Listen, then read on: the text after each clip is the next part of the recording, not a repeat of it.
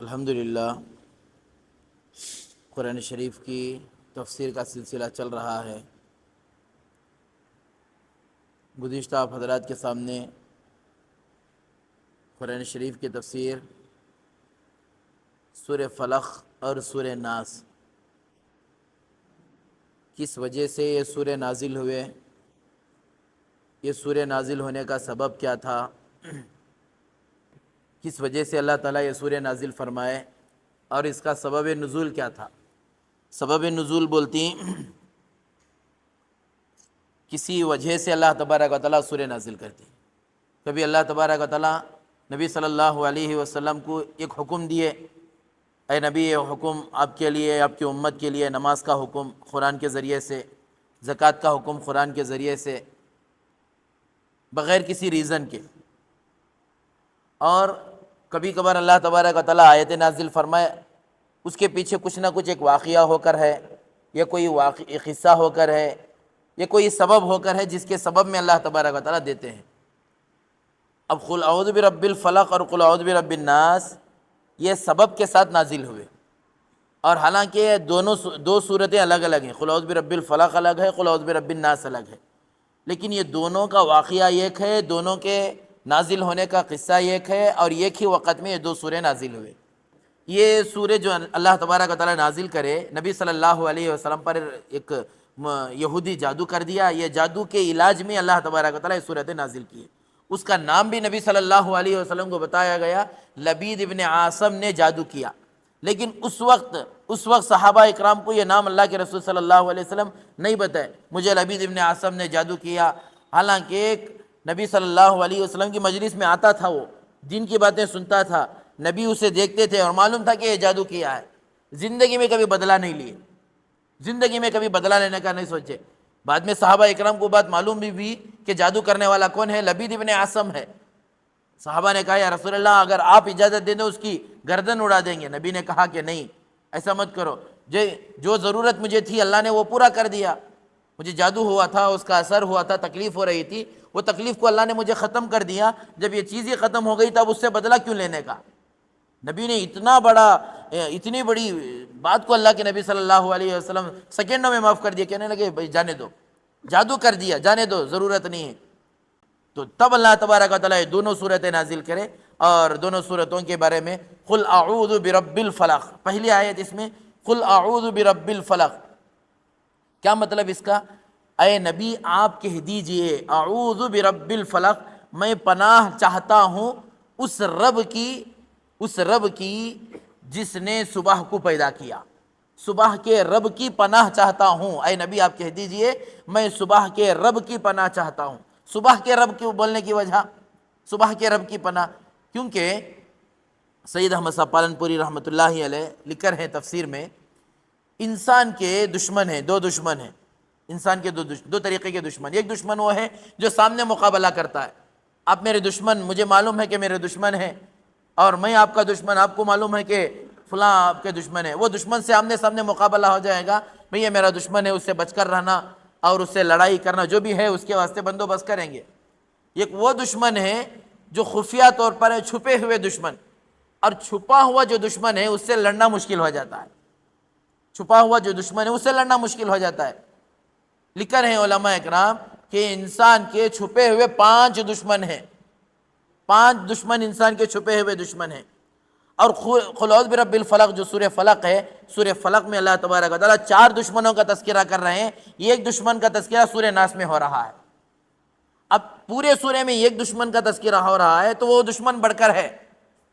قل اعوذ برب الفلق میں 4 دشمنوں کا تذکرہ ہے، یہ 4 دشمن کمزور ہیں دشمنی، یہ 4 بھی دشمن ہیں ہمارے، لیکن یہ کمزور دشمن۔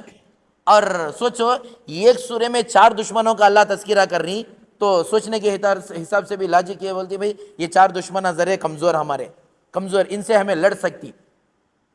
یہ کیسا دشمن ہے اس کے واسطے پورے سورے میں اللہ اس کے بارے میں بتا نہیں کہ یہ پاورفل دشمن ایک کے بارے میں بتا رہی، اور وہ قل اعوذ برب الناس میں، سورہ ناس میں بتا رہی۔ اور پاورفل کون ہوا دشمن؟ جو سورہ ناس میں ہے، جس کا تذکرہ ہے، جس سے حفاظت کے واسطے، جس سے بچنے کے واسطے کہہ کر ہی، وہ بڑا دشمن ہے۔ اور دوسری آیت میں اللہ من شر ما خلق، اے اللہ میں پناہ چاہتا ہوں کس سے؟ جو آپ مخلوقات بنا کر ہیں، آپ کی مخلوق کے شر سے میں پناہ چاہتا ہوں۔ ہمارے پتہ نہیں، یہ پہلا دشمن، مخلوقات پہلی دشمن، انسان کا دشمن، جانور بھی دشمن، یہ اللہ کی جتنی مخلوقات ہیں، ہو سکتا ہے یہ مخلوقات ہماری دشمن ہو، کبھی نہ کبھی کسی نہ کسی صورت میں اس سے ہم کو تکلیف پہنچنے والی ہے، کبھی نہ کبھی کسی نہ کسی وقت۔ یہ مخلوقات، دنیا میں جتنے چیزیں آئیں، مخلوقات بولے تو صرف انسان نہیں آتے، جنات نہیں آتے، پوری چیزیں آ جاتی ہیں۔ اللہ نے دنیا میں جتنے چیزیں بنا کر ہے وہ پوری اللہ کی مخلوق، اور اس کے شر سے اللہ سے پناہ مانگنی ہے۔ اللہ آپ کی جتنی مخلوق ہے، پوری مخلوق کی شر سے مجھے حفاظت کر لے، مجھے بچا لے، مجھے پناہ دے دے۔ کیوں؟ لہو معقبات، سورہ رعد میں اللہ تبارک و تعالیٰ ارشاد فرماتے ہیں لہو معقبات من بین یدیہ ومن خلفہ یحفظونہ من امر اللہ۔ اللہ تبارک و تعالیٰ انسان کے آگے پیچھے فرشتوں کو رکھ کر ہیں انسان کی حفاظت کے واسطے، ورنہ آدمی بچتا نہیں۔ آپ دیکھے ہوں گے کبھی کبھار ذرہ مس ہوگا بھی یہاں لگا، ہوتا نہیں ہوتا بھائی، ذرہ مس ہوگا رتی میں انکھی چلے جاتی تھی، ذرہ مس ہوگا نہیں تو لاری کے نیچے چلے جانا تھا، بریک مار ڈالا میں بول رہا نا بریک ماریا، انہیں نہیں بریک ماریا۔ اللہ تبارک تعالیٰ فرشتوں کے ذریعے سے اس کی مدد کرے، ورنہ ذرے میں اڑ جاتا ہے۔ اکثر کیا ہوتا، اکثر ایکسیڈنٹ ہوتی ہیں، اکثر بچتی ہیں آدمیاں، اکثر بچتی 99% بچتی، 1% چلے جاتی ہیں۔ 99% جو بچ رہے ہیں یہ آدمی نہیں بچ رہا ہے۔ لہو معقبات من بین یدیہ ومن خلفہ یحفظونہ من امر اللہ، بچانے والے کون ہیں؟ اللہ تبارک و تعالیٰ۔ کس کے ذریعے سے؟ فرشتوں کے ذریعے سے۔ اللہ فرشتوں کو مقرر کر کر ہیں کہ اس کی حفاظت کر، ورنہ جان چلی جاتی۔ بھائی بولتی نہیں بولتی، جو پسا کہ بڑا ہونا تھا، چھوڑ بھائی، چھوٹے میں چلے گا، چھوٹے میں چلے گا۔ یہ کیا ہوا؟ یہ اللہ کی طرف سے حفاظت ہو گئی۔ وہ کون حفاظت کرنے والے؟ فرشتے۔ اور یہ ہمیں اللہ سے مانگنا، اے اللہ یہ مخلوقات جتنے ہی، یہ ان سے کبھی کبھار نقصان پہنچ سکتا، چلتے چلتے گاڑی سے نقصان ہو سکتا، چلتے چلتے کوئی آدمی ہمارا دشمن ہو سکتا، اے اللہ یہ تمام مخلوقات سے مجھے بچا لے۔ یہ پہلا دشمن ہماری مخلوقات، ہو سکتا ہے اس میں سے کوئی دشمن ہو جائے ہمارا۔ یہ اللہ، یہ مانگنا کس سے؟ اے اللہ تو مجھے اس سے بچا لے جو رات کے اندھیرے کو نکال کر دن کے اجالے کو پیدا کرنے والا ہے۔ اے پروردگار، کس سے حفاظت مانگنا ہے؟ قل اعوذ برب الفلق، رب الفلق، جو صبح کو نکالنے والا ہے، صبح کو روشن کرنے والا ہے۔ من شر ما خلق ومن شر غاسق اذا وقب، اور دوسرا دشمن ومن شر غاسق اذا، اے اللہ میں تیری پناہ چاہتا ہوں، مجھے حفاظت کر لے۔ غاسق اذا وقب، رات کے اندھیرے سے، جب وہ رات مکمل اندھیری ہو جائے، مکمل اندھیری ہو جائے، مکمل جب اندھیرا ہو جاتا ہے، رات کی تاریکیوں سے بھی اللہ سے حفاظت۔ کیونکہ بھئی یہ زمانے میں یہ آیت بہت اچھی طریقے سے معلوم ہوتی ہے، کیونکہ نوجوان جتنا رات میں موبائل کے ذریعے سے گناہ کرتا، دن میں نہیں کرتا۔ رات کی تاریکی سے اللہ سے حفاظت ہے، اللہ رات کی تاریکی سے بچا لے مجھے۔ رات کی تاریکی میں کیا ہوتا؟ میں گناہ بھی کر سکتا ہوں موبائل کے ذریعے سے۔ رات کی تاریکی میں کیا ہوتا؟ ہو سکتا چور آ کر ہم کو نقصان پہنچائے، اللہ اس سے بھی بچا لے مجھے۔ اللہ رات کے اندھیرے سے بچا لے، رات کی تاریکیوں سے بچا لے۔ یا اگر ہمیں سوچے ہماری حفاظت کو اللہ تبارک و تعالیٰ بہترین انداز سے بیان کر رہی ہمیں بچنے کے واسطے، یہ سورہ میں اللہ حفاظت کیا، پورا حفاظت کا۔ رات میں چل رہا بھائی ہیڈ لائٹ نے برابر کام نہیں کر رہا ہے، بچانے والا کون ہے؟ بھائی بغیر ہیڈ لائٹ کے بھی آگا، میں چکبلاپور سے گڑی بنڈے تک آگا، یہ آپ نہیں آئے، یہ بچانے والے اللہ کی ذات ہیں۔ زہریلا سانپ ہمارے سامنے سے گیا، ذرے میں بچ گیا بھائی میں۔ ومن شر غاسق اذا وقب، اللہ رات کی تاریکی جب چھا جائے، رات کی تاریکی میں جتنی چیزیں ہونے والی وہ چیزوں سے مجھے بچا لے۔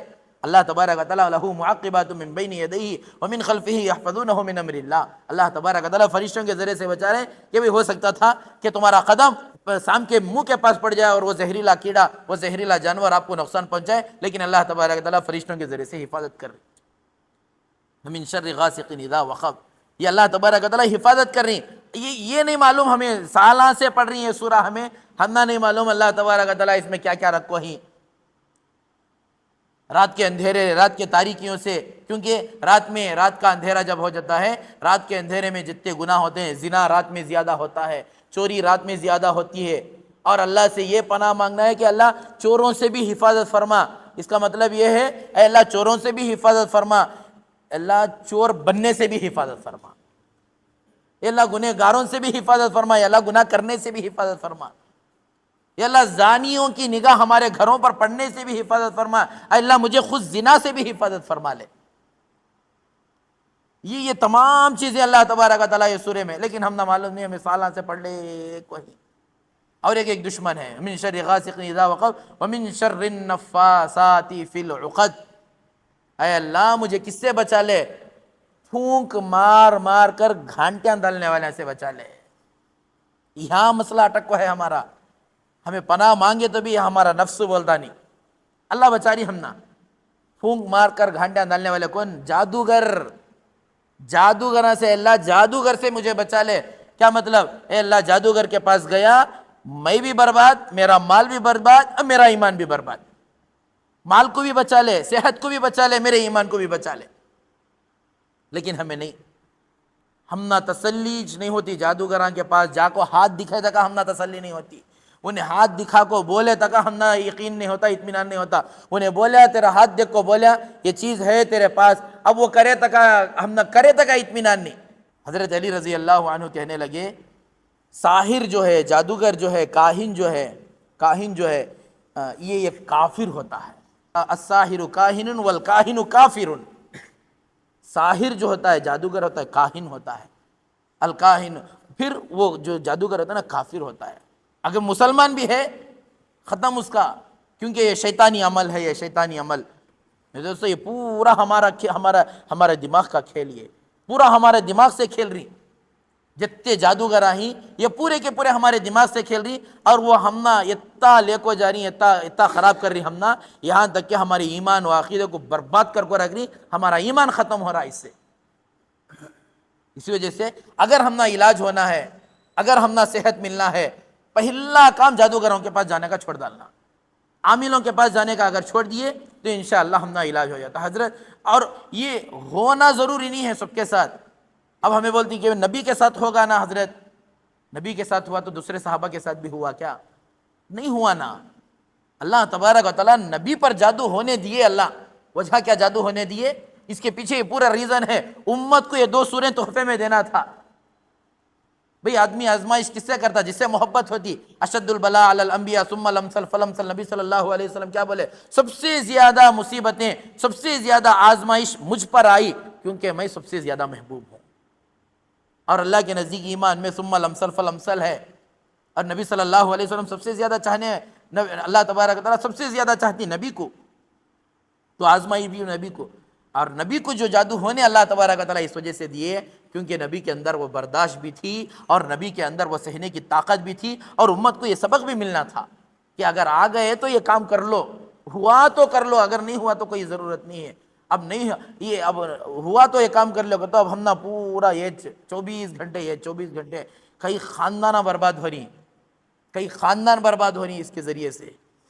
اللہ تبارک و تعالیٰ بول رہی اب نبی کو جب جادو ہوا تھا، یہ 2 سورے نبی جب پڑھے یہ جادو اتر گیا، جو امت محمدیہ اگر پڑھی تو اللہ کیوں جادو کا اثر ختم نہیں کرتے؟ بولو بھئی یقین رکھنا ضروری ہے۔ وہ وقت بات لمبی ہو رہی ہے، تین لوگوں کا تذکرہ ہوا، 3 دشمنوں کا، چوتھا 5واں باقی ہے، انشاءاللہ آئندہ کریں گے۔ اور اس کی انشاءاللہ یہ ترجمہ ابھی ساتھ میں آ گیا، آپ حضرات سمجھ لیں انشاءاللہ۔ آئندہ انشاءاللہ ابھی 2 دشمن ہیں ہمارے، وہ کون 2 دشمن ہیں انشاءاللہ آئندہ انشاءاللہ اس کی تفصیل آئے گی۔